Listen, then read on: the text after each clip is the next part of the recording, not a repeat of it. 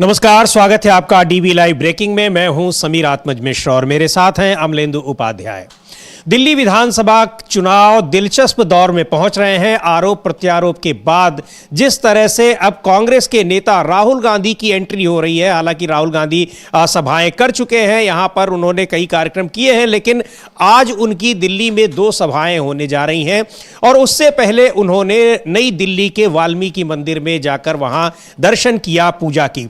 उसके बाद और कांग्रेस पार्टी की मौजूदगी के बाद जिस तरह से कांग्रेस पार्टी के नेताओं की तरफ से वहां आम आदमी से जुड़े मुद्दे उठाए जा रहे हैं, आरोप प्रत्यारोप के दौर को थोड़ी एक तरीके से राहत मिली है, क्योंकि भारतीय जनता पार्टी और कांग्रेस पार्टी के, आम आदमी पार्टी और भारतीय जनता पार्टी के बीच जिस तरह से आरोप प्रत्यारोप के दौर लगातार चल रहे हैं, उसमें मुद्दों की बात अगर हो रही है तो निश्चित तौर पर वो कहीं ना कहीं कांग्रेस पार्टी की ओर से हो रही है और राहुल गांधी की ओर से हो रही है। तो आज राहुल गांधी की 2 सभाएं हैं दिल्ली में। दिल्ली विधानसभा चुनाव में उनकी ये बड़ी और महत्वपूर्ण सभाएं हैं। उसको लेकर अब किस तरह से ये राजनीति किस तरफ जा रही है, ये भी देखना बड़ा दिलचस्प होगा।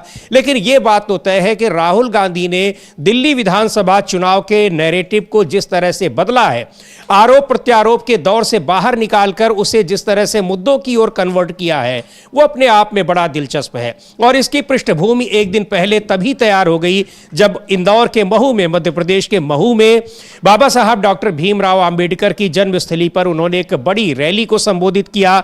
वहां पर उनके और जो प्रेरणा स्थल है वहां गए। उसके बाद आज फिर जिस तरह से वाल्मीकि मंदिर जाकर उन्होंने अपने इस अभियान की शुरुआत की है, वो अपने आप में दिखा रहा है कि किस तरह से आम लोगों के, दलितों के और पिछड़ों के मुद्दों को लेकर कांग्रेस पार्टी इस चुनाव में जा रही है। और यही नहीं, उसने अपने पिछले जो 15 साल का शासन था कांग्रेस पार्टी का, उसकी भी याद दिलाई है लोगों को और ये बताया है कि इसकी तुलना अगर आम आदमी पार्टी के दिल्ली सरकार से की जाए और केंद्र में बैठी सरकार से की जाए तो वो किस तरह से है। बहुत ही दिलचस्प चुनाव इस नैरेटिव के बाद बनने वाला है। देखने की बात है कि आरोप प्रत्यारोप जो आम आदमी पार्टी और भारतीय जनता पार्टी के बीच चल रहे हैं, उन पर लगाम लगेगी या फिर उनके बीच में यही चलता रहेगा और मुद्दों की बात कांग्रेस पार्टी करती रहेगी, राहुल गांधी करते रहेंगे। अमलेंदु जी, जिस तरह से राहुल गांधी ये नैरेटिव बदलते दिखाई पड़ रहे हैं पूरे चुनाव का, और हम लोग शुरू से देख रहे हैं कि कांग्रेस पार्टी की ओर से लगातार आम लोगों से जुड़े मुद्दे उठाए जा रहे हैं, जबकि भारतीय जनता पार्टी और आम आदमी पार्टी की तरफ से एक दूसरे के ऊपर आरोप प्रत्यारोप के दौर चल रहे हैं। कहा भी यह जा रहा है कि दोनों ही पार्टियां ये चाहती हैं कि एक दूसरे पर आरोप लगाते रहे ताकि आम जनता के मुद्दों से लोगों का ध्यान बटा रहे, डाइवर्ट रहे। इसलिए कि केंद्र में 10 साल से ज्यादा हो गए हैं, वहां पर भारतीय जनता पार्टी की सरकार है और दिल्ली में भी 10 साल से ज्यादा समय से आम आदमी पार्टी की सरकार है। लेकिन अब मुद्दों की बात हो रही है, यानी यहां पर जो चुनाव के मुद्दे हैं, नैरेटिव है, वो बिल्कुल बदलता हुआ दिखाई पड़ रहा है। तो ये दोनों चीजें, ये जो बदलता हुआ नैरेटिव है, आम आदमी पार्टी और भारतीय जनता पार्टी दोनों के लिए भारी पड़ता दिख रहा है। बिल्कुल समीर जी, ये असल में अभी तक तो मसला सिर्फ यही था कि आम आदमी पार्टी बीजेपी पर आरोप लगा रही थी, बीजेपी आम आदमी पार्टी पर आरोप लगा रही थी, शीश महल और राजमहल पे पूरा चुनाव था वो केंद्रित हो गया था। लेकिन अब शीश महल और राजमहल से निकलकर राहुल गांधी जो है असली मुद्दों पर इस चुनाव को ले आए हैं और इससे आम आदमी पार्टी और भारतीय जनता पार्टी दोनों की परेशानी देखी जा रही है। अभी तक जो नूरा कुश्ती एक तरीके से चल रही थी, अब उसमें जो है ये संकट की स्थिति जो है आम आदमी पार्टी और भारतीय जनता पार्टी दोनों के लिए हो गई है। इधर जो है वो दिल्ली के पानी को लेकर अरविंद केजरीवाल ने कुछ कह दिया था। इस पर नायब सिंह सैनी ने जो धमकी दी है कि अरविंद केजरीवाल माफ़ी मांगे, नहीं तो मैं जो है उस पर मानहानि का मुकदमा कर दूंगा। अब ये मानहानि के मुकदमे तो होते रहेंगे, लेकिन राहुल गांधी आज सुबह जो हैं वो पहुंचे हैं वाल्मीकि मंदिर और उसके बाद फिर उन्होंने गोल मार्केट में लोगों से मुलाकात की है और जनता के बीच पहुंचे हैं। तो यानी राहुल गांधी अब पहुंचे हैं जिस तरीके से जनता के बीच, और वाल्मीकि मंदिर जाकर तस्वीरें वही के हम लोग देख रहे हैं, विजुअल्स वाल्मीकि मंदिर की तस्वीरें हैं। और शाम को आज उनकी 2 सभाएं भी होनी है। अभी तक ये जो था वो, चूंकि राहुल गांधी की तबीयत खराब थी, वो गले में उनके इन्फेक्शन था, तो अभी तक ये जो था वो अफवाहें फैलाने की, उसमें दोनों ही शायद शामिल थे, भाजपा भी और कांग्रेस भी, ऐसा समझा जा सकता है। पता नहीं थे कि नहीं थे या वास्तव में कुछ था, कह नहीं सकते। लेकिन ये था कि साहब राहुल गांधी जो है वो वॉक ओवर जो है आम आदमी पार्टी को दे रहे हैं। तो ये अफवाह फैलना आम आदमी पार्टी के हित में भी था और भारतीय जनता पार्टी के लिए भी अच्छा था। लेकिन राहुल गांधी कल जब पहुंचे वहाँ महू, और वहां उन्होंने रैली को संबोधित किया और वहां से जो उन्होंने संदेश दिया है मऊ से, वो पूरे देश में नैरेटिव बदलने वाला है। वो सिर्फ दिल्ली के लिए ही नहीं बल्कि पूरे देश में नैरेटिव बदलने वाला है। तो दिल्ली का चुनाव तो खैर चल रहा है, वो चलता रहेगा, लेकिन राहुल गांधी ने मऊ से जो संदेश दिया समीर जी, वो काफी ज्यादा महत्वपूर्ण है और उसके राष्ट्रीय स्तर पर जो है काफी ज्यादा उसके वो आएंगे, परिणाम आएंगे। जी बिल्कुल अमलेंदु जी, आपने सही कहा कि जिस तरह से महू एक तो बाबा साहब डॉक्टर भीमराव अंबेडकर की जन्मस्थली है और उसके अलावा मध्य प्रदेश में तो बड़ी संख्या में दलित आदिवासी हैं ही, देश भर में हैं।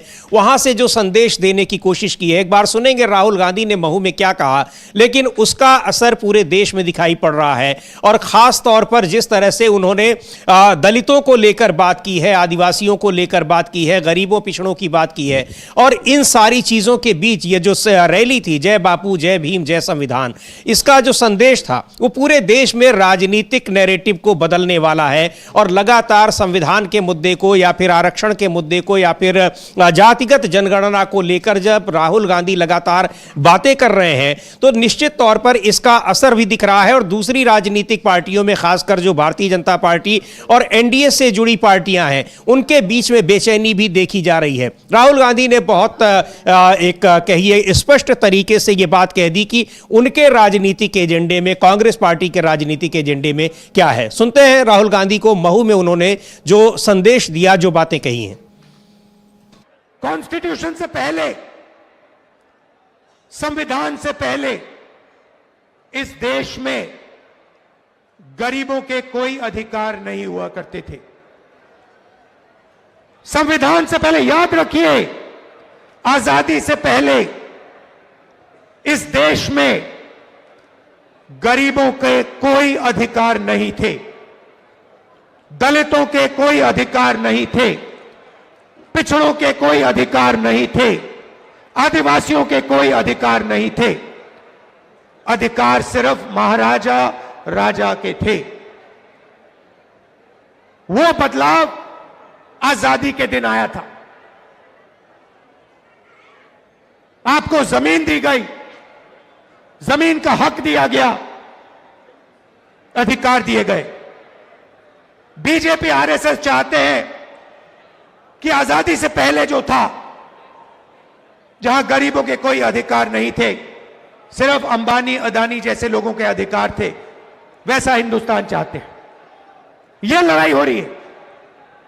वो चाहते हैं कि गरीब चुप बैठे, एक शब्द ना कहे, भूखे मर जाए, कोई सपना ना देखे, और हिंदुस्तान अरबपति चलाए।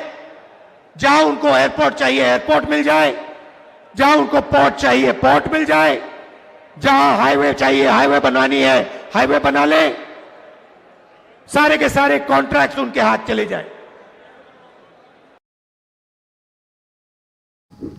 तो ये जो बात कर रहे हैं गरीबों की, दलितों की, आदिवासियों की, पिछड़ों की, तो एक उन्होंने बिल्कुल एक बड़ा संदेश दिया है, राजनीतिक संदेश, कि कांग्रेस पार्टी की राजनीति की धाव्य का जो दिशा है वो क्या है, उसके बारे में उन्होंने बहुत स्पष्ट रूप से कहा। और जिस तरह से गरीबों की बात लगातार वो इस मुद्दे को संसद से लेकर और सड़क तक लगातार उठाते रहे हैं, भारत जोड़ो यात्रा के दौरान उठाते रहे हैं। और इस जो महू में एक सम्मेलन जो हुआ, यानी जय बापू जय भीम जय संविधान, उसकी एक बहुत ही खास बात यह रही, जिस तरह से वो गरीबों, आदिवासियों, पिछड़ों, दलितों की बात कर रहे हैं, उसमें महत्वपूर्ण जो एक देखा गया अमलेंदु जी वहां पर मंच पर, कि कांशीराम, मान्यवर कांशीराम, जो बहुजन समाज पार्टी के संस्थापक रहे और एक पूरे उत्तर भारत में दलित आंदोलन को, दलितों के अधिकारों को लेकर एक जो उन्होंने बड़ा आंदोलन चलाया, बाद में वो पार्टी भी बनी, उत्तर प्रदेश में कई बार सरकार में रही, सत्ता में रही, कई और राज्यों में उस पार्टी के सांसद विधायक रहे, नेशनल पार्टी का उसको दर्जा मिला बहुजन समाज पार्टी का। उन कांशीराम की बहन जो स्वर्ण कौर हैं, वो मंच पर आई और उन्होंने राहुल गांधी को आशीर्वाद दिया और उन्होंने मल्लिकार्जुन खड़गे से भी मुलाकात की।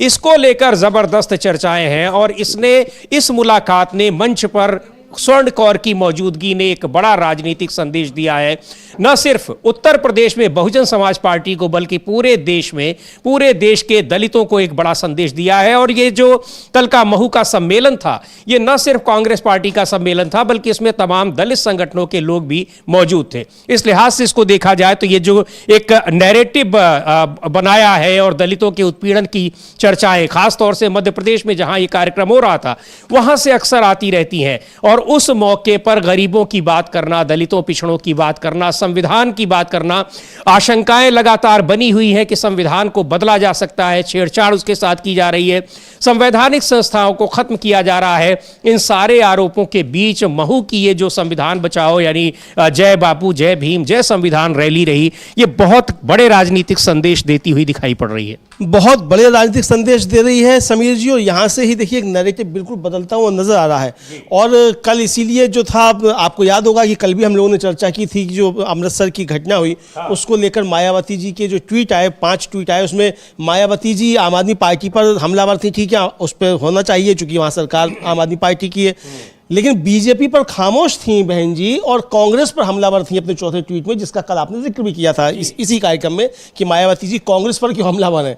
तो ये अब ये मायावती जी की परेशानी समझी जा सकती है यहाँ से। और ये राजीव समीर जी, एक तरीके से देखा जाए कि पूरे तरीके से नैरेटिव को शिफ्ट करना जो है, जो कहते हैं बदल देना, पलट देना, एकदम वो राहुल गांधी ने यहाँ से करके दिखाया है, कांग्रेस ने यहाँ से कर दिखाया है।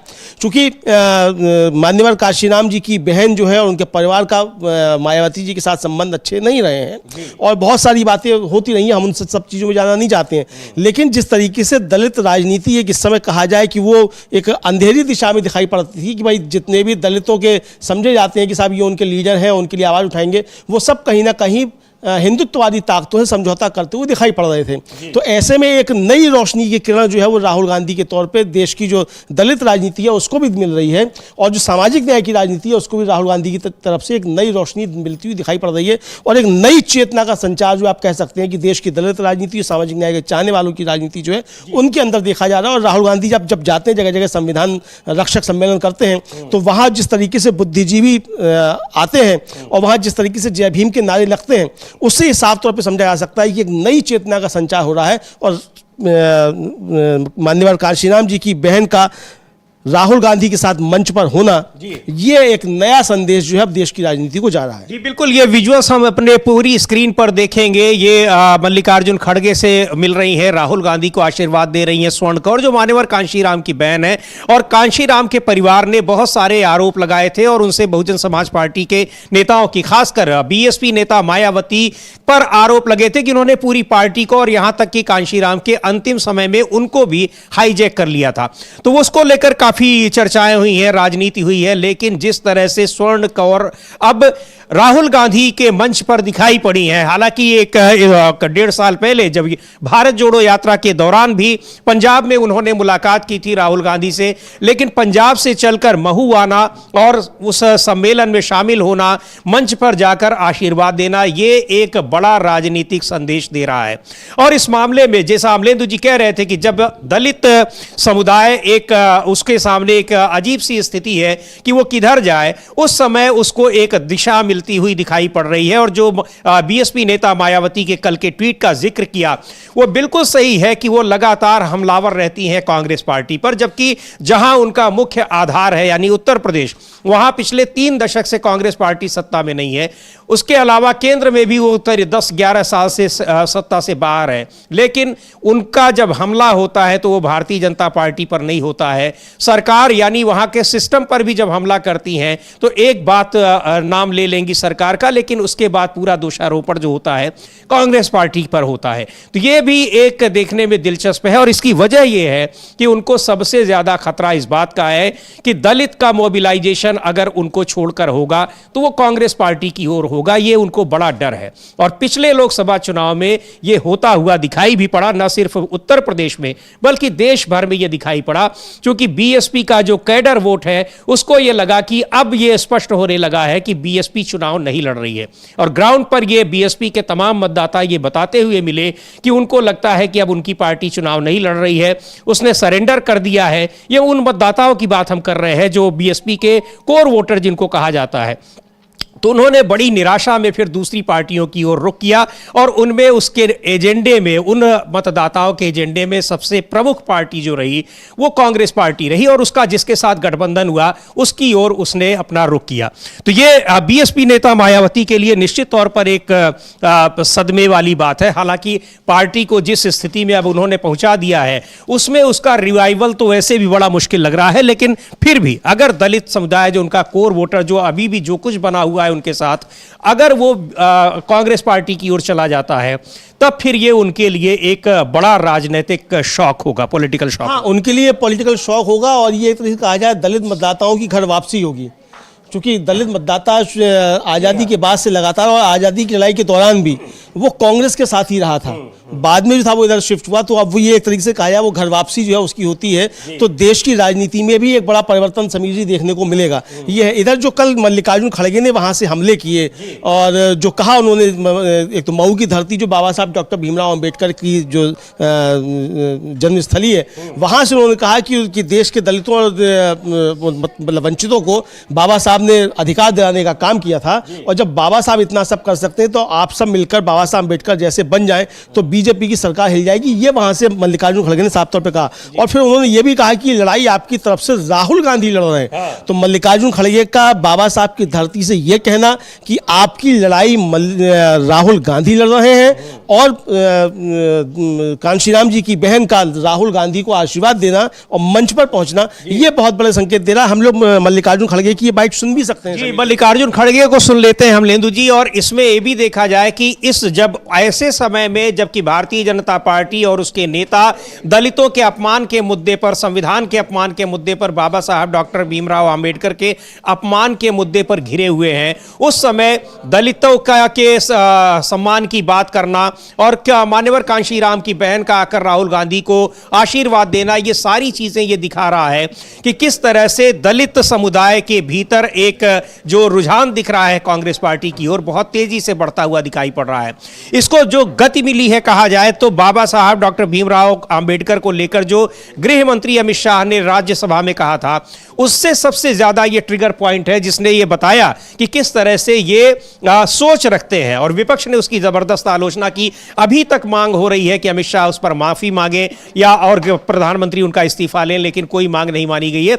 एक और दिलचस्प बात अमलेंदु जी, अभी 26 जनवरी को गुजरात में ही, उसी गुजरात से अमित शाह भी आते हैं, उसी गुजरात से वहां पर जो पार्टी की राज्य इकाई की सचिव है, उन्होंने जिस तरह से कहा कि हम तो आरक्षण को हमारे लिए सरदर्द, देश के लिए सरदर्द बन गया है, आरक्षण को हम चाहते हैं कि खत्म हो जाए, लेकिन वोट बैंक की राजनीति और तमाम चीजें उन्होंने गिनाई कि मजबूरी है कि हम उसको खत्म नहीं कर पा रहे हैं। उसकी भी चर्चा करेंगे, लेकिन पहले सुनते हैं मल्लिकार्जुन खड़गे ने किस तरह से महू की रैली में दलितों को लेकर बात कही और यह भी कहा कि राहुल गांधी कैसे उनकी आवाज को उठा रहे हैं सड़क से लेकर संसद तक। आज संविधान को बचाना जरूरी है और संविधान और लोकतंत्र, इसको बचाने के लिए ये बहुत बड़ी रैली यहां पर हम कर रहे हैं। आप चाहते हैं ना संविधान को बचाना, चाहते हैं लोकतंत्र को बचाना चाहते हैं, तो इसीलिए आप सुनिए कि किसने क्या क्या कहा और किसने कांग्रेस पार्टी को, संविधान को कुचलने की कोशिश कर रहे हैं। महू ये धरती ऐसी है जो डॉक्टर बाबा साहब अंबेडकर इस महू में पैदा हो गए थे और उन्होंने एक आदमी सारे देश में अछूत लोगों को, दलितों को, पिछड़ों को, गरीबों को उनके हकूक दिलाने की पूरी कोशिश उन्होंने की। एक व्यक्ति इतना काम कर सकता है, अगर आप सभी अंबेडकर बने तो ये बीजेपी की सरकार हिल जाएगी और बीजेपी का पता नहीं रहेगा। आपको बनना है अंबेडकर, आपको बनना है पंडित जवाहरलाल नेहरू, आपको बनना है महात्मा गांधी। आप ये बनकर लड़ेंगे तो आप कुछ हासिल करेंगे। आपके तरफ से राहुल गांधी जी आप लड़ रहे हैं, कन्याकुमारी से लेकर कश्मीर तक उन्होंने पैदल यात्रा निकाली। किनके लिए? इस देश के लोगों के लिए, संविधान बचाने के लिए, सब लोगों को जोड़ने के लिए उन्होंने ये काम किया और वो काम आपको भी करना है। तो बाबा साहब डॉक्टर आम्बेडकर को लेकर और संविधान बचाने को लेकर किस तरह से मल्लिकार्जुन खड़गे कह रहे हैं कि राहुल गांधी उसके लिए काम कर रहे हैं और सबको मिलकर काम करना है, उनके साथ उनका साथ देना है। इस पर जिस तरह से अब एक राजनीति की दिशा बदलती हुई दिखाई पड़ रही है, हालांकि ये लोकसभा चुनाव से पहले ही दिखाई पड़ गया। दलितों का जो मोबिलाइजेशन है किस तरह से वो कांग्रेस पार्टी की ओर रहा, इंडिया गठबंधन की ओर रहा और अब वो लगातार बढ़ता जा रहा है। उसका नुकसान भारतीय जनता पार्टी को दिखाई पड़ा। भारतीय जनता पार्टी सफाई देती रही और अभी तक दे रही है। प्रधानमंत्री नरेंद्र मोदी संसद में संविधान लेकर जाते हैं, माथे से लगाते हैं, लेकिन ऐसा लगता है कि उस पर अब लोगों का भरोसा नहीं हो पा रहा है। क्यों नहीं हो पा रहा है? क्योंकि भारतीय जनता पार्टी के तमाम नेता या फिर आरएसएस के शीर्ष नेता जब आरक्षण को खत्म करने जैसी बात करते हैं, आरक्षण को लेकर बात करते हैं, दलितों को लेकर बात करते हैं और संविधान को बदलने की बात करते हैं, तब फिर ये सारे दिखावे वाली चीजें उस समय बेनकाब हो जाती हैं कि आखिर पार्टी की और पार्टी का जो मातृ संस्था है उसकी सोच क्या है संविधान को लेकर, आरक्षण को लेकर और दलितों को लेकर। तो अमलेंदु जी, जो अमित शाह का भाषण था, वहां बयान था गृह मंत्री अमित शाह का राज्यसभा में, या फिर जो अभी गुजरात में बीजेपी की नेता का बयान था, या फिर कुछ साल पहले जो मोहन भागवत का बयान था आरक्षण को लेकर, ये सारी चीजें बता रही हैं कि इस तरह के बयानों से कितना भी प्रधानमंत्री नरेंद्र मोदी संविधान को माथे से लगाते हुए संसद में चले जाएं, भरोसा लोगों को नहीं हो पाता है और उनको ये आशंका उनकी और ज्यादा पुष्ट होती रहती है कि संविधान को बदलने को, संविधान को लेकर सोच भारतीय जनता पार्टी की क्या है। देखिए, संविधान को लेकर भारतीय जनता पार्टी की सोच समीर जी बार बार सामने आती रहती है और संविधान को लेकर इनके मन में कितनी घृणा है संविधान के प्रति, ये साफ तौर पर समझ में आती रहती है। चूँकि संविधान को बदलने का नारा और 400 पार का नारा, ये भारतीय जनता पार्टी के नेताओं ने ही बताया कि किस तरीके से इसको 400 पार जब पूरा हो जाएगा तो संविधान बदला जाएगा, ये साफ तौर पर आया। और उनमें से कई लोग चुनाव भी लड़े और किसी के टिकट नहीं कटे, किसी को पार्टी से निकाला नहीं गया।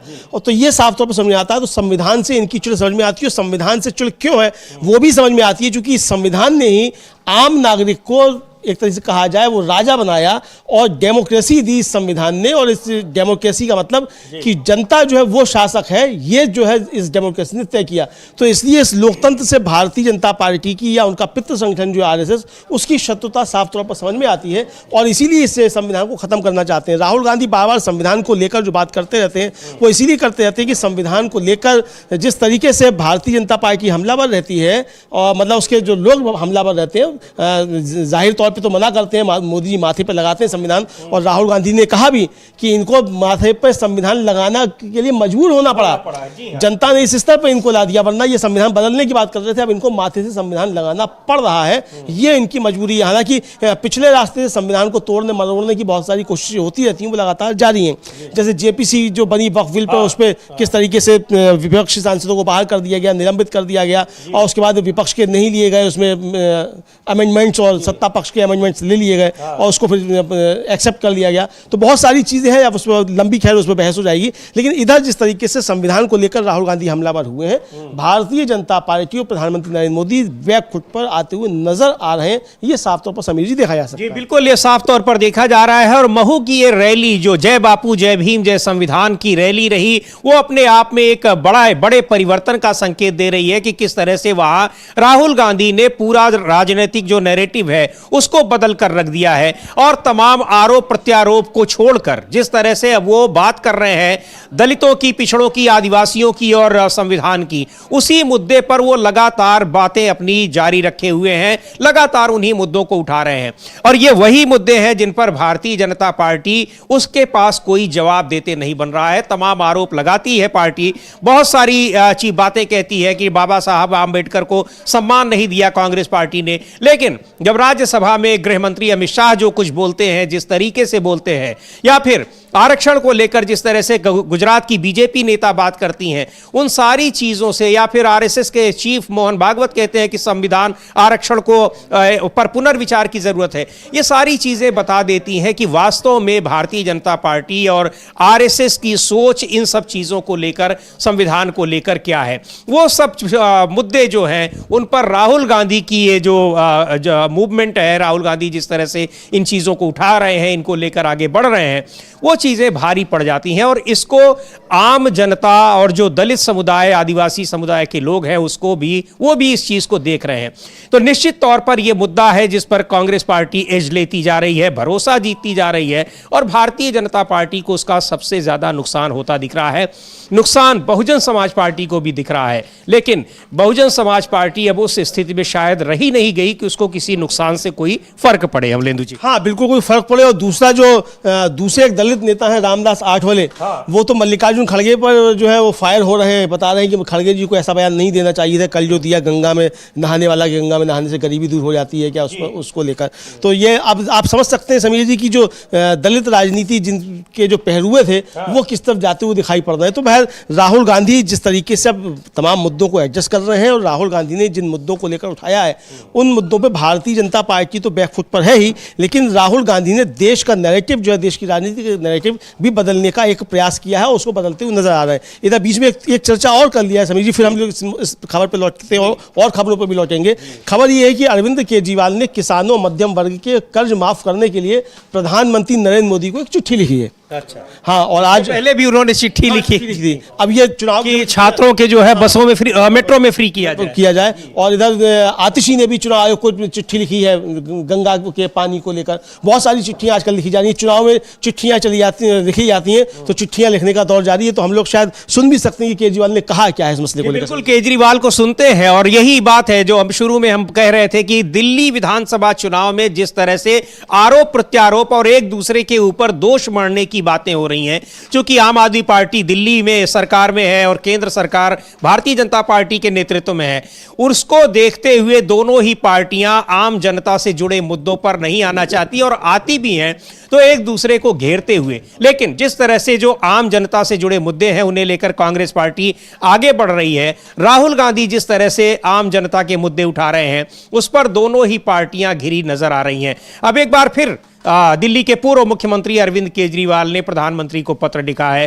कुछ दिन पहले चुनाव के दौरान ही उन्होंने एक पत्र और लिखा था कि दिल्ली मेट्रो में छात्रों के किराए जो है वो उनको माफ किया जाए। लोगों ने एक सवाल उठाया कि आखिर आप ये पत्र लिखना था तो पिछले 10 साल में आपने एक भी बार पत्र क्यों नहीं लिखा। और अब उन्होंने जो पत्र लिखा है कि मध्यम और छोटे किसानों के कर्जे माफ किए जाएं, तो अब यह भी सवाल एक बार फिर उठेगा कि आखिर इसके लिए आपने दिल्ली विधानसभा चुनाव के इस समय का इंतजार क्यों किया। खैर, सुनते हैं क्या कहा है अरविंद केजरीवाल ने। जो पत्र लिखा है उसमें उन्होंने क्या कहा है, उन्हीं के मुंह से, उन्हीं की जबानी सुन लेते हैं।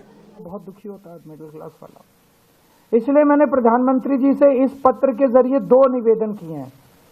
एक तो चाहे कानून लाया जाए, चाहे ऐलान करे प्रधानमंत्री जी कि अब इस देश के अंदर किसी भी अमीर अरबपति के कर्जे माफ नहीं किए जाएंगे।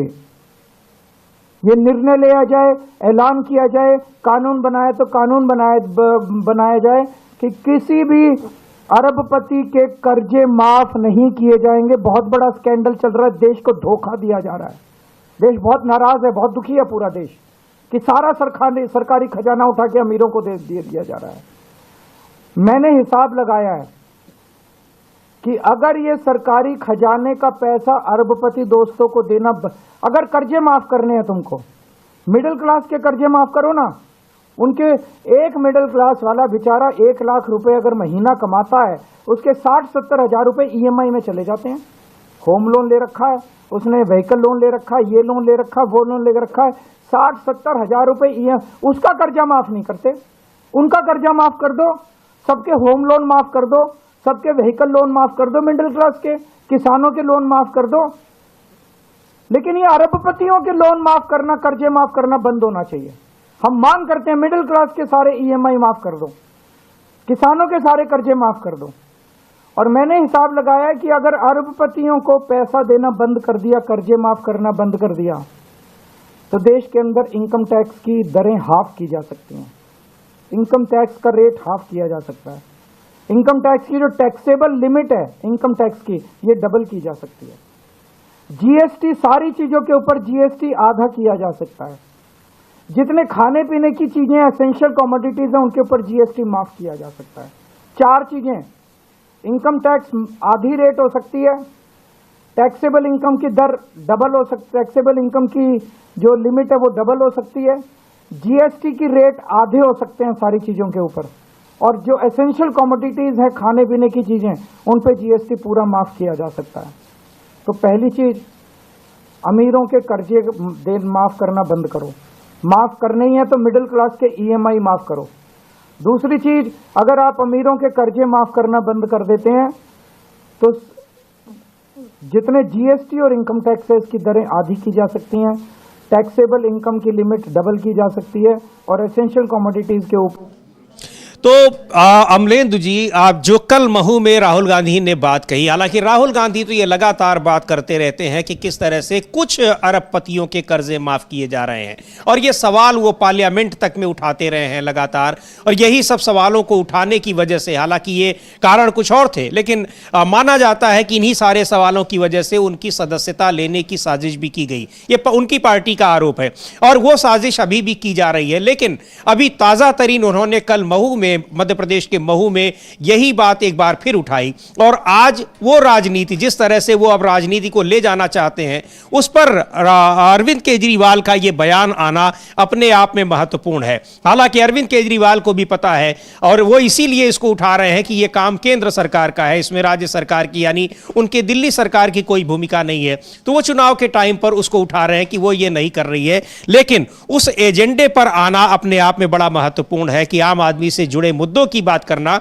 जिस मुद्दे की बात लगातार राहुल गांधी कर रहे हैं। बिल्कुल समीर जी, ये राहुल गांधी की एक बड़ी जीत कही जाएगी कि राहुल गांधी जो मुद्दे उठा रहे हैं उस पर दूसरे दलों को आना पड़ रहा है। और चूंकि सीलमपुर की जब उनकी रैली हुई थी राहुल गांधी की, तो उन्होंने साफ साफ कहा था कि अडानी के मसले पर मोदी जी भी कुछ नहीं बोलते हैं और अरविंद केजरीवाल भी कुछ नहीं बोलते हैं। तो यहीं से अरविंद केजरीवाल ने उस समय तो कोई जवाब नहीं दिया, लेकिन अब उन्होंने यू टर्न एक तरीके से मारा है अरविंद केजरीवाल ने, और नाम भले ही नहीं लिया है, लेकिन अब अरविंद केजरीवाल ने समझ लिया है कि मोदी के खिलाफ जो धारा है उसको किस तरीके से पकड़ना है। तो यहाँ अरविंद केजरीवाल इसमें और थोड़ी सी चालाकी ये चल रही है, वो कह रहे हैं कि इनकम टैक्स आधा हो जाएगा ताकि मध्यम वर्ग जो उसको सीधे सीधे अपील किया जा सके कि अडानी को फायदा होने का या पूंजीपतियों के कर्ज माफ होने का नुकसान जो सिर्फ गरीबों को नहीं है, मध्यम वर्ग को ज्यादा हो रहा है। ये अब वो अपने मतदाता को जो है संबोधित कर रहे हैं अरविंद केजरीवाल। तो एक तरीके से देखा जाए तो राहुल गांधी का ये एजेंडा भी यहाँ जो है वो अब आगे बढ़ रहा है। तो यानी जो नैरेटिव बदलने की बात है, राहुल गांधी ने नैरेटिव सिर्फ दलित राजनीति के हिसाब से नहीं बदला है, आर्थिक नजरिए से भी राहुल गांधी ने नैरेटिव बदला है। अरविंद केजरीवाल का प्रधानमंत्री नरेंद्र मोदी को यह पत्र लिखना ये साबित करता है कि राहुल गांधी का एजेंडा अब सिर चढ़कर बोलने लगा है। जी बिल्कुल, और उस तरह से जो एक नैरेटिव को बदलने की कोशिश में लगे हुए हैं उसका असर साफ तौर पर दिखाई पड़ रहा है। अब दिल्ली विधानसभा चुनाव में उन मुद्दों की बात होने लगी है जो आम जनता से जुड़े मुद्दे हैं, यानी आरोप प्रत्यारोप के साथ ही, आरोप प्रत्यारोप ऐसा नहीं है कि बंद हो गए हैं, उनके साथ ही अब दिल्ली की आम जनता से जुड़े मुद्दों पर आम आदमी पार्टी भी चर्चा करने लगी है। निश्चित तौर पर इसका जवाब भी आएगा भारतीय जनता पार्टी की ओर से, यानी वो भी उन मुद्दों की ओर लौटने की कोशिश करेगी। लेकिन इसकी जो शुरुआत है वो शुरू से ही राहुल गांधी जिस तरह से आम जनता के मुद्दे उठा रहे हैं, और ये भी बता रहे हैं कि जब उनकी पार्टी की सरकार थी, यानी 15 साल जब यहां पर शीला दीक्षित मुख्यमंत्री रही, कांग्रेस पार्टी की सरकार रही, तो विकास के और आम जनता से जुड़े मुद्दों पर उन्होंने कितना काम किया है उसको याद दिलाने की कोशिश की जा रही है। तो यह बहुत अपने आप में जानना दिलचस्प होगा कि किस तरह से राहुल गांधी उस नैरेटिव को आगे बढ़ा रहे हैं और उस पर दूसरे नेताओं को भी आना पड़ रहा है। लेकिन इस नैरेटिव को, जो बदले हुए नैरेटिव से जो नुकसान, राजनीतिक नुकसान की आशंका दिख रही है भारतीय जनता पार्टी को, वो उसे बुरी तरह से परेशान कर रही है। महू में कार्यक्रम को रोकने की कोशिशें की गई, ऐसा कांग्रेस पार्टी का कहना है, आरोप है। राहुल गांधी को भाषण उनका प्रतिबंधित करने की कोशिश की गई, लेकिन आखिरकार वो सारे फैसले और वो सारे जो अनुमति पत्र थे उनको वापस लेना पड़ा। ये सब चीजें दिखा रही हैं कि भारतीय जनता पार्टी राहुल गांधी के इस नैरेटिव पर जो आगे वो बढ़ रहे हैं उससे उसको क्या नुकसान हो सकता है। और चूंकि लोकसभा चुनाव में बड़ा नुकसान हुआ भी है, उसके पूरे मंसूबे पर पानी फिर गया। 400 पार का नारा दिया था, लेकिन वो 300 के इर्द गिर्द भी नहीं पहुंच पाया। हाँ बिल्कुल समीर जी, वो 300 के इर्द गिर्द छोड़िए 250 भी नहीं पहुंच पाया। 200 उनका अपना तो 240 पर ही अटक गया। तो 400 पार तो अपने दम पे कह रहे थे ना, और 450 बता रहे थे एनडीए आएगा, 400 अकेले भारतीय जनता पार्टी पार करेगी, ये वो बता रहे थे। तो उनका जो था वो नैरेटिव ध्वस्त हुआ। और यहाँ एक बीच में एक बड़ी खबर आ रही है समीर जी, उसके बाद फिर चर्चा पर लौटते हैं। ये जो समाचार प्रसारण डिजिटल मानक प्राधिकरण NBDSA है, जो समाचार चैनलों की एक जो मॉनिटरिंग एजेंसी है, उसने अंबानी के न्यूज़ चैनल को कहा है कि अपना प्रसारण का वो एक हिस्सा हटाए। NBDSA ने पाया कि एक समाचार बहस के फुटेज के एक हिस्से में उसकी एंकर रूबिका लियाकत को दिल्ली के पूर्व मुख्यमंत्री अरविंद केजरीवाल को आबकारी मामले में दोषी ठहराते हुए दिखाया गया था। प्राधिकरण ने कहा है कि यह मामला न्यायालय में विचाराधीन है और आचार संहिता का उल्लंघन करता है। अब वो हटाएंगे कि नहीं हटाएंगे वो अलग मसला है, कि वो आखिर वो नकदंत विहीन संस्थाएं जो है ये किस तरीके से आदेश पारित करती हैं उनको कौन मानता है, क्योंकि ऐसे कई चैनल्स के पहले जारी हो चुके हैं। तो ये था बीच में। लेकिन इधर आप लौटते हैं हम अपने मुख्य खबर की तरफ समीर जी, जो खबरें हैं उसमें। तो अब जिस तरीके से अब ये चल रहा है, तो राहुल गांधी ने जो अपना एजेंडा सेट किया वो एजेंडा कारगर होता हुआ दिखाई पड़ रहा है। यानी हम लोग फिर इस पर बात करते हैं कि मान्यवर कांशीराम जी की बहन का राहुल गांधी के साथ डॉक्टर अंबेडकर की जन्मस्थली पर जो रैली आयोजित हो रही है, वहां मंच पर उपस्थित होना, राहुल गांधी को आशीर्वाद देना, बाबा कांशीराम जी का पोर्ट्रेट जो है राहुल गांधी को सौंपना और उनको आशीर्वाद देना, जो है ये काफी कुछ संकेत बयां कर रहा है। और एक जो निराशा का भाव दलित राजनीति में देखा जा रहा था, राहुल गांधी उस निराशा को भी दूर करते हुए दिखाई पड़ रहे हैं। इधर जिस तरीके से आर्थिक मुद्दों पर राहुल गांधी ने हमले बोले, संविधान को बचाने के लिए जिस तरीके से राहुल गांधी ने कल हमले बोले, वो भी एजेंडा आगे बढ़ता हुआ दिखाई पड़ रहा है निश्चित तौर पर। जी बिल्कुल। अगर ये जो बात की जाए स्वर्ण कौर, जो मान्यवर कांशीराम की बहन है, जो कल मिली है राहुल गांधी के मंच पर जाकर उन्हें आशीर्वाद दिया है और मल्लिकार्जुन खड़गे से मिली हैं, उसका बहुत बड़ा राजनीतिक संदेश है अमलेंदु जी। क्योंकि एक तो मध्य प्रदेश में महू अपने आप में जो बाबा साहब डॉक्टर भीमराव अंबेडकर की जन्मस्थली है, इसके अलावा जो दलितों का प्रभाव है, और खासतौर से अगर देखा जाए कि बहुजन समाज पार्टी का, वो उन्हीं दलितों की वजह से, चाहे पंजाब हो, चाहे महाराष्ट्र हो, मध्य प्रदेश हो, छत्तीसगढ़ हो, उत्तर प्रदेश के अलावा इन तमाम, और गुजरात हो, वहां पर जबरदस्त प्रभाव उसका रहा है। तो ये उसके लिए, भारतीय जनता पार्टी के लिए भी, चूंकि अक्सर पिछले 10 साल से यह लगातार कहा जाता है कि बीएसपी भारतीय जनता पार्टी की बी टीम के तौर पर काम कर रही है, तो उसके लिए तो ये बहुत एक कहिए कि राजनीतिक रूप से नुकसानदायक खबर है ही। ये भारतीय जनता पार्टी के लिए भी बहुत एक शॉकिंग न्यूज़ है, क्योंकि लगातार इधर बीच उसने उस वोट पर काफी हद तक कब्जा जमाया था, यानी उसको खींच लिया था बीएसपी से और जो दूसरी पार्टियां हैं उनसे, दलितों और पिछड़ों के वोट को। उस पर अब सेंध लगती हुई दिखाई पड़ रही है, क्योंकि जिस तरह से लोकसभा चुनाव में देखा गया, और राहुल गांधी हारने के बावजूद, यानी भले ही उनकी संख्या दोगुने से भी ज्यादा बढ़ी, लेकिन हारने के बावजूद वो उन मुद्दों पर अड़े हुए हैं, अपना टिके हुए हैं, जिनको उन्होंने चुनाव से पहले शुरू किए थे। हाँ समझिए, यही बात राहुल गांधी की जो है वो लोगों को अट्रैक्ट कर रही है कि राहुल गांधी ने यू टर्न नहीं मारा, कोई टर्न नहीं लिया कि हमें चुनाव में हार मिली है तो हम अपने मुद्दे छोड़ने। और राहुल गांधी ये साफ साफ कह रहे हैं, जैसे जातिगत जनगणना का सवाल कल फिर उन्होंने उठाया, और इससे पहले भी वो कह चुके हैं, जब पटना में थे पिछली 18 तारीख को, तो वहाँ उन्होंने 18 जनवरी को साफ तौर पर कहा कि भाई मुझे अगर इसका राजनीतिक तौर पर नुकसान होता है मैं तब भी ये करूँगा, यानी ये मेरा कमिटमेंट है। तो राहुल गांधी अपने कमिटमेंट के प्रति सिंसियर नजर आते हैं। ये बात लोगों को अट्रैक्ट कर रही है कि राहुल गांधी ने अगर ये मुद्दे उठाए हैं तो राहुल गांधी इस पे अडिग हैं और इस पर डटे हुए हैं। तो यही बात जो भारतीय जनता पार्टी की तरफ जो दलित मतदाता आकर्षित हुआ था समीर जी, वो असल में बहुजन समाज पार्टी या जो दलित राजनीति थी उससे निराशा में उधर अट्रैक्ट हुआ था कि भाई ये तो जब खुद ही उधर जा रहे हैं, पीछे पिछले दरवाजे से करते हैं, तो सीधे क्यों ना चले जाए।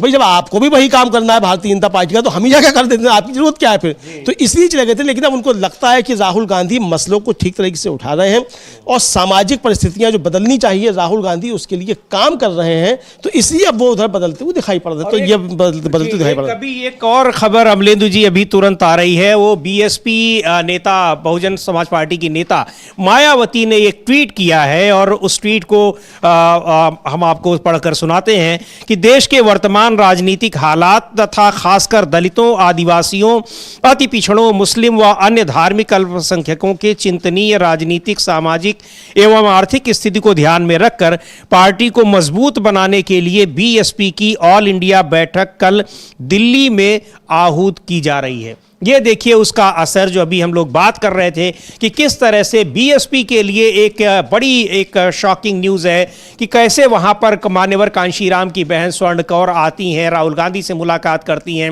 मल्लिकार्जुन खड़गे से मिलती हैं। इससे पहले भी वो भारत जोड़ो यात्रा के दौरान मिली थी और अब जिस तरह से उन मुद्दों को राहुल गांधी तेजी से उठा रहे हैं और खड़गे कह रहे हैं कि आपका के मुद्दों को राहुल गांधी आगे बढ़ा रहे हैं, अब बेचैनी बहुजन समाज पार्टी में भी साफ दिख रही है और कल दिल्ली में एक बैठक बुलाई गई जिसकी सूचना अभी अभी जारी की गई है। हाँ बिल्कुल समीर जी, अब ये साफ तो मतलब मालूम पड़ सकता है कि कल का कितना असर हुआ है। हाँ। अब अचानक बीएसपी अगर ये बैठक बुला रही है ना, बहन जी अभी ट्वीट कर रही हैं और बता रही हैं कि देश का राजनीतिक परिदृश्य जो है उसको देखते हुए सब किया जा रहा है। हाँ। इसका मतलब अब खलबली मचना शुरू हो गई और बीजेपी ने अब कहा होगा बहन जी से कि भाई घर से निकलो, हमारे साथ अगर ऐसी खली रहोगी तो नुकसान हो जाएगा तुम्हारा भी और हमारा भी।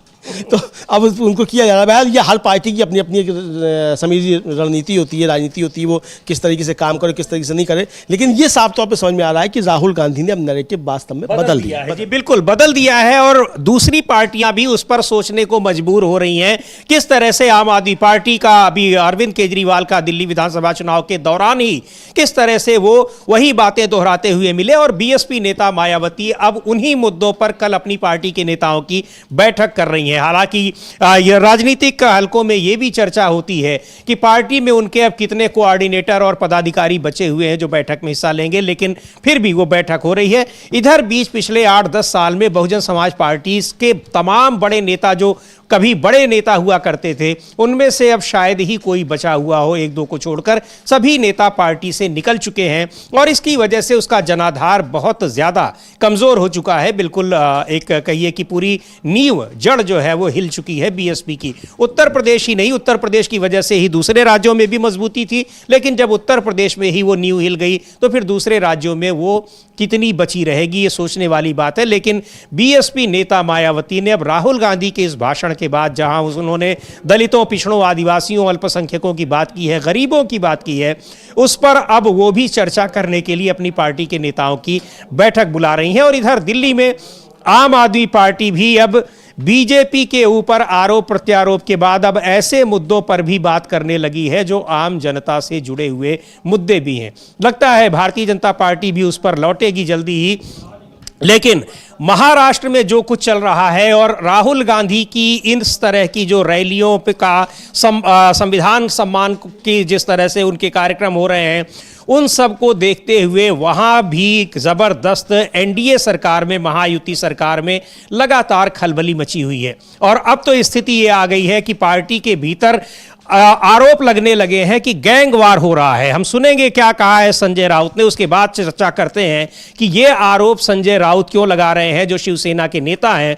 वो कह रहे हैं कि दिल्ली महाराष्ट्र सरकार में जो महायुति गठबंधन के घटक दल हैं उनके बीच में गैंगवार हो रही है। क्यों हो रही है सुन लेते हैं संजय राउत से ही।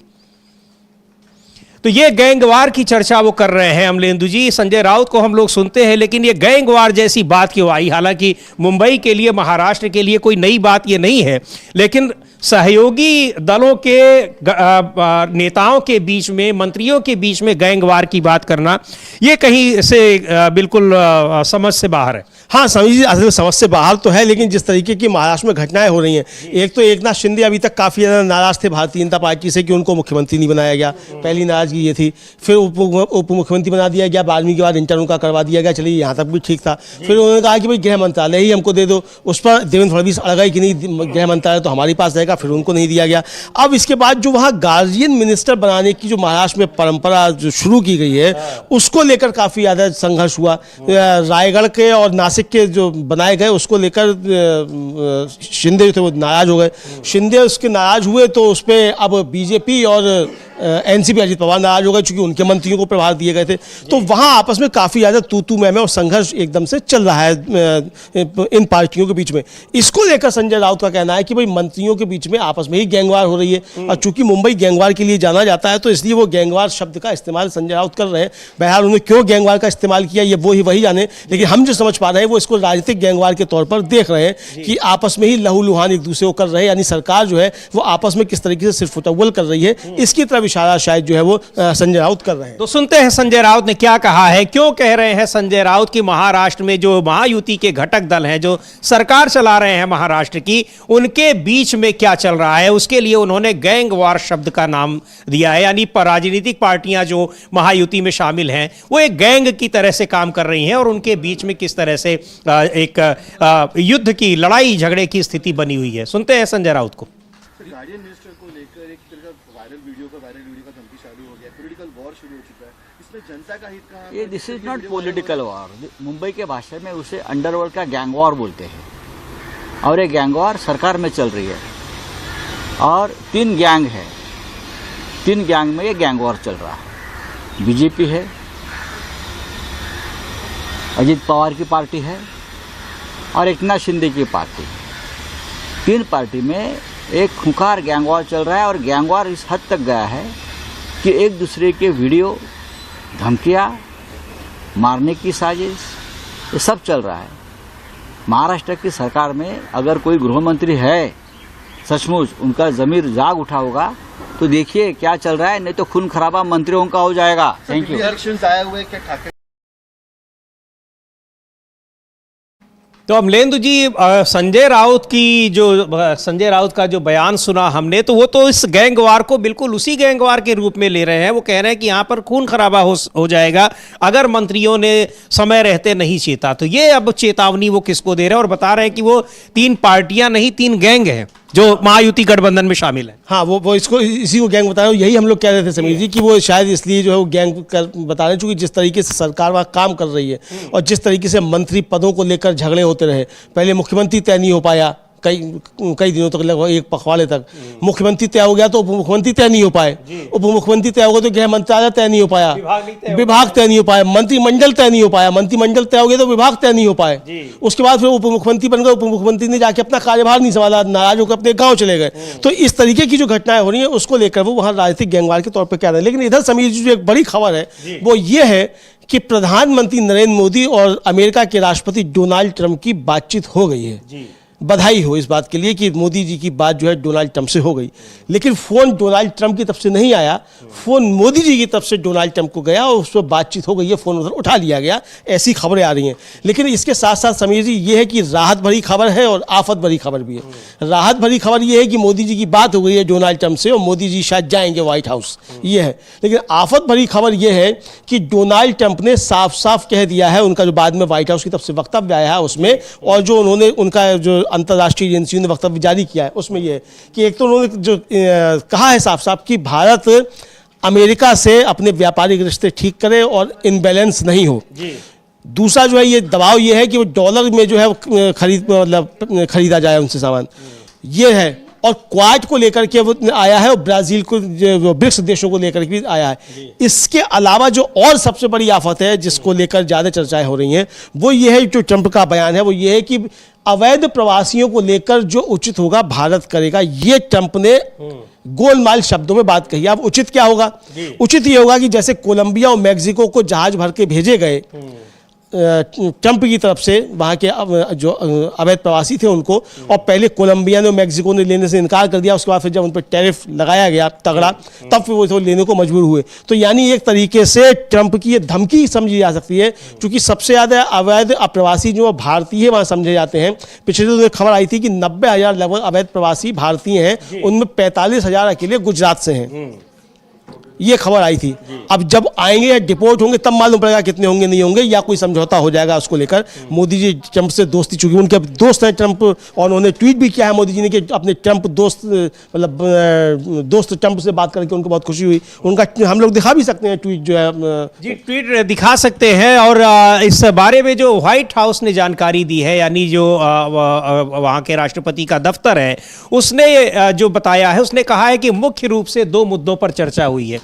और ये 2 मुद्दे एक है, एक तो ये कि भारत ज्यादा से ज्यादा अमेरिकी रक्षा उपकरण खरीदे, और ये भारत के लिए एक सकारात्मक संदेश नहीं हो सकता है कि व्हाइट हाउस की तरफ से बयान आ रहा है कि 2 प्रमुख मुद्दे, एक तो ये कि भारत ज्यादा से ज्यादा रक्षा उपकरण खरीदे अमेरिका से, और उसके अलावा जो अभी अमलेंदु जी कह रहे हैं कि जो ट्रेड बैलेंस होता है वो बना रहे, यानी व्यापार संतुलन बना रहे। ऐसा ना हो कि व्यापार संतुलन में भारत की तरफ झुकाव होगा और अमेरिका उसको देखता रहेगा। यानी अभी तक की स्थितियां जो हैं व्यापार को लेकर, भारत और अमेरिका के बीच में जो बाइलैटरल ट्रेड है दोनों देशों के बीच में, उसमें एक बड़े परिवर्तन का संकेत दे दिया है वहां पर। तो बातचीत यह हुई है। हालांकि भारत की ओर से कहा गया है कि जो ट्रंप से प्रधानमंत्री मोदी की बात हुई है उसमें तकनीक, व्यापार, निवेश, ऊर्जा और रक्षा के मुद्दे पर बात हुई है।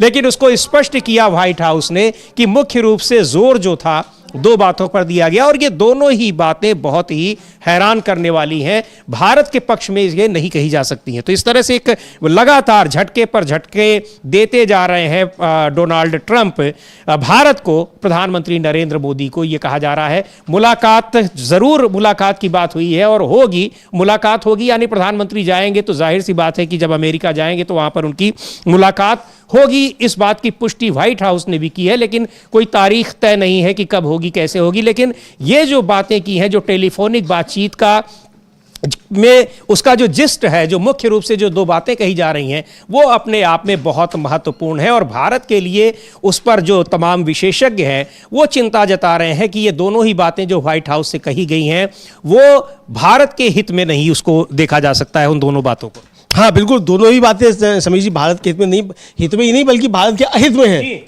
यानी अगर डॉलर में व्यापार होगा तो डॉलर किस तरीके से चढ़ रहा है, तो भारत का किस तरीके से नुकसान हो, कितना पैसा यहाँ से जाएगा डॉलर में। और दूसरा ये कि वो जो अपने उनका कबाड़ है वो सब यहाँ बेचेंगे, अमेरिका यहाँ बेचेगा, खासतौर से हथियार, रक्षा सौदों की बात हो रही है, और उसमें भी जो परमाणु हथियार हैं उनको बेचने की बात है। टर्बाइन्स जो वहाँ बेकार पड़ी हुई हैं, बंद पड़ी हुई हैं, उनको यहाँ लेकर बेचने की बात है। बहुत सारी चीज़ें, मतलब भारत के ऊपर दबाव जो है वो बढ़ेंगे और व्यापार को लेकर भारत को नुकसान होंगे, ये साफ तौर पर समझ में आता है। दूसरा जो रूस के साथ अभी तक तेल को लेकर मोदी जी ने कुछ फायदा कर लिया था, हालांकि उसको देश को फायदा नहीं मिला कि आपने रुपए में खरीद लिया, सस्ता तेल खरीद लिया। अब वो अमेरिका का दबाव है कि आप रूस से बंद कीजिए और अमेरिका से खरीदिए और डॉलर में खरीदिए। तो यानी समीर जी अभी जो बिक रहा है 100 रुपए पेट्रोल, ये 500 रुपए वास्तव में बिक जाएगा, भक्त खरीदेंगे 500 रुपए फिर।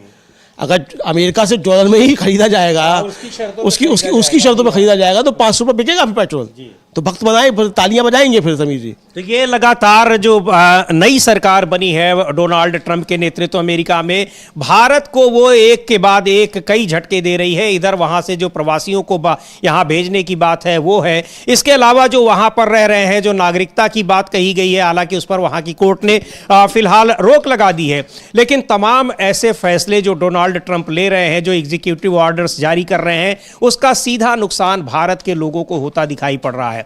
तमाम ऐसे मुद्दे हैं। और अब ये जो प्रधानमंत्री की नई बातचीत हुई है डोनाल्ड ट्रंप के साथ, उसमें भी इस बातचीत को भारत के लिए बहुत सकारात्मक रूप से नहीं देखा जा रहा है। जो विशेषज्ञ कह रहे हैं, एक्सपर्ट्स कह रहे हैं, उनके मुताबिक ये भारत के लिए सकारात्मक संकेत नहीं है। यानी भारत और अमेरिका के रिश्ते बहुत अच्छे, और वो भारत के संदर्भ में अगर देखा जाए तो वो नहीं रहने वाले हैं, जिसका संकेत शुरू से ही डोनाल्ड ट्रंप राष्ट्रपति पद की शपथ लेने क्या चुनाव जीतने के बाद से ही उसके वो संकेत दे रहे हैं। तो ये अपने आप में एक बड़ी हैरानी की बात है। लेकिन इन सब के बीच एक जो भारतीय मीडिया में इस बात की खुशी मनाई जा रही है कि प्रधानमंत्री नरेंद्र मोदी की डोनाल्ड ट्रंप से वाशिंगटन में मुलाकात हो सकती है। बहुत बढ़ा चढ़ाकर उसकी बात की जा रही है। हाँ बिल्कुल हो सकती है, मुलाकात हो सकती है। तो मुलाकात होने का देश को क्या फ़ायदा होगा? अगर डॉलर में सामान खरीदा जाएगा और डॉलर में भुगतान होगा तो भारत को फ़ायदा होगा कि अमेरिका को फ़ायदा होगा? तो मोदी जी ना मिले ट्रंप से वो ज़्यादा अच्छा है। तो मोदी जी किसी से दोस्ती हो, किसी को क्या लेना देना? मोदी जी किसी से दोस्ती है, ट्रंप से दोस्ती है कि शी जिनपिंग से दोस्ती है कि मुझसे दोस्ती है कि आपसे दोस्ती है, इससे देश को क्या लेना देना? मोदी जी का दोस्त कोई भी हो सकता है। बात यह है कि मोदी जी के अगर किसी से दोस्ती है, किसी राष्ट्राध्यक्ष से मुलाकात हो रही है, किसी देश के राष्ट्रपति से मुलाकात हो रही है, तो भारत को उसका क्या फायदा हो रहा है? मोदी जी सारी दुनिया चक्कर घूम चुके, भारत को उसका क्या फायदा हुआ? नुकसान हुआ। एक तो आपने पैसा खर्च कर दिया भारत का, हम टैक्स पेयर्स का पैसा आपने घूमने पर खर्च कर दिया। तो ये सवाल है। तो ट्रंप से मुलाकात हो या ना हो वो महत्वपूर्ण नहीं है। सवाल ये है कि अगर द्विपक्षीय संबंध हैं तो इन द्विपक्षीय संबंधों में ये संबंध बराबरी के होंगे कि नहीं होंगे जी। और जिस तरीके से ट्रंप बार बार धमकी दे रहे हैं कि अवैध प्रवासियों को भेज दिया जाएगा, अवैध प्रवासी होता क्या? पहले तो ये पूछा जाए अवैध प्रवासी। यहाँ तो आप बात कर रहे थे बांग्लादेशियों को निकाल देंगे, तो आपने तो कोई बांग्लादेशी निकाला नहीं। वहाँ से आप 90,000 भारतीयों को लेकर यहाँ आ रहे हैं और हमारा गृह मंत्रालय जो हमारा विदेश मंत्रालय वो कह रहा है कि हाँ जिनके पास वैध डॉक्यूमेंट होंगे उनको हम वापस भी ले लेंगे। यानी आपने कह भी दिया। तो अब ट्रंप भेजेगा और आप ले लेंगे, तो आपकी दोस्ती तो भारत के लिए मुसीबत बड़ी हो गई। अगर 45,000 गुजराती आ गए लौट कर समीर जी जो अमेरिका में है, तो आप समझिए यहाँ की अर्थव्यवस्था का क्या कबाड़ा होगा।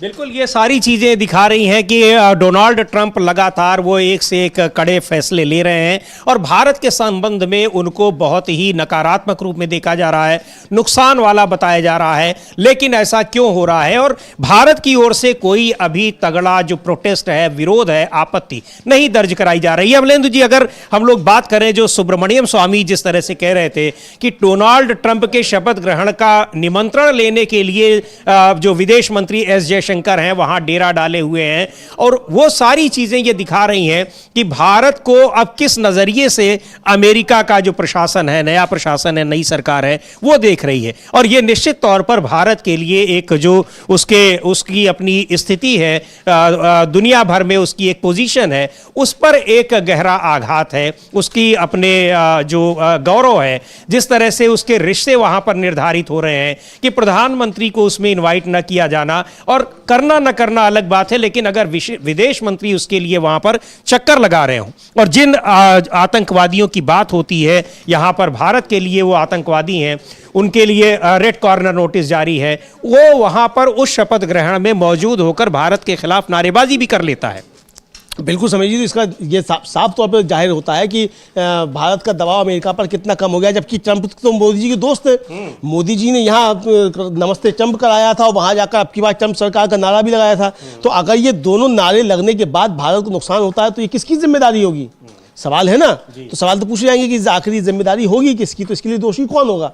तो ये आप मतलब ट्रंप से मोदी जी बात करें, उनसे दोस्ती करें, उनके साथ घूमें, चौपाटी पर घूमें, साथ में भेलपूरी खाएं, सब कुछ करें, कोई दिक्कत नहीं है। लेकिन राष्ट्र का नुकसान, भारत का नुकसान नहीं होना चाहिए। इसको लेकर चर्चाएं चल रही हैं। इसको लेकर चर्चाएं चल रही हैं और चर्चाएं इस बात पर जाहिर तौर पर जो जिस तरह से मीडिया में बातें आ रही हैं, लेकिन जो सच्चाई है कि किस तरह से जो बातें भी हुई हैं प्रधानमंत्री नरेंद्र मोदी और अमेरिका के राष्ट्रपति डोनाल्ड ट्रंप के बीच में, उन बातों के भीतर उनसे जो निकल कर जो निष्कर्ष आ रहा है वो भी ये बता रहा है कि भारत के लिए वो बहुत सकारात्मक संदेश देता हुआ नहीं दिख रहा है। और अगर व्हाइट हाउस अपने बयान में जारी करके ये कहता है कि मुख्य रूप से दो बातें हुई, यानी वो दोनों ही बातें ऐसी हैं जो अमेरिका के फायदे के लिए हो रही हैं।